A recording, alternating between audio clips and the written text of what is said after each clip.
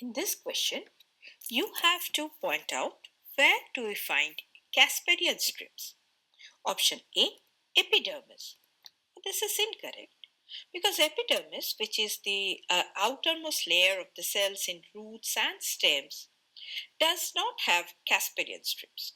Option B, pericycle. It is also incorrect. Now, the pericycle, which is a layer of cells found between the endodermis and the vascular tissues, is also devoid of Casparian strips. Option C, endodermis. Now, the Casparian strips are present in the endodermis, and these strips are made up of suberin and lignin, and they form a barrier to regulate water and solute movement into the vascular system, and this is very important for selective transport.